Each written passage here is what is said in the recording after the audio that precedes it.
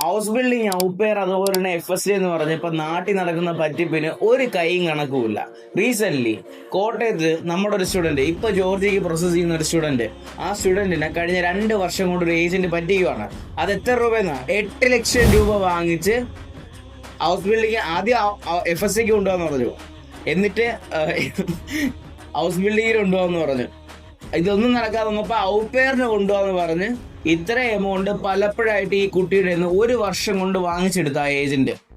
എന്നിട്ട് ഈ കുട്ടി അവസാനം പറ്റിപ്പാണെന്ന് മനസ്സിലായപ്പെടുത്തി. ഈ ഏജന്റിന്റെ ലൈഫ് എന്ന് പറഞ്ഞാൽ, ഈ നാട്ടിൽ ഈ പുള്ളിക്കാരി ഒരു ലോവർ മിഡിൽ ക്ലാസ് ഫാമിലിയുള്ള പുള്ളിക്കാരി ഇതേപോലെ ഒരു 5-6 പിള്ളേരെ കിട്ടി. ബാക്കിയുള്ള പിള്ളേരുടെ 10 ലക്ഷം രൂപയാ സർവീസ് ചാർജ് വാങ്ങിച്ചത്. പക്ഷെ അതിന് വിരോധാഭാസം എന്ന് വെച്ചാൽ അതിന് ഒരു സ്റ്റുഡന്റ് പോലും ഇതുവരെ കയറി പോയിട്ടില്ല. അത് വലിയൊരു കാര്യമാണ്. പോയിന്റ് എന്താണെന്ന് വെച്ചാൽ, ഈ ഏജന്റ് പുള്ളിക്കാരി 1 വർഷം മുമ്പ് ഈ പിള്ളേരെല്ലാം വന്ന സമയത്ത്, പേയ്മെന്റ് തുടങ്ങിയ സമയത്ത് ഒരു പുതുപുത്തൻ ഫുൾ ഓപ്ഷൻ താറെടുത്തു.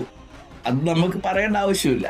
പക്ഷേ ഈ പെങ്കൊച്ച്, ഈ വിക്റ്റിമായ കൊച്ച് കഴിഞ്ഞ 2 വർഷം കൊണ്ട്, +2 കഴിഞ്ഞ് 2 വർഷം കൊണ്ട് എങ്ങും ഒരു കോഴ്സ് എടുക്കാതെ പോലും ഇവിടെ നിൽക്കുവാണ്, നാട്ടിൽ നിൽക്കുവാണ്. കാര്യം എന്താണെന്ന് വെച്ചാൽ, ഈ ഏജന്റിന്റെ ഒറ്റൊരു കാരണം, ഇവള് ഇന്ന് കൊണ്ടുപോകും, നാളെ കൊണ്ടുപോകും, മറ്റന്നാൾ കൊണ്ടുപോകും പറഞ്ഞ് ഈ വീട്ടുകാരെ വിശ്വസിപ്പിച്ചു.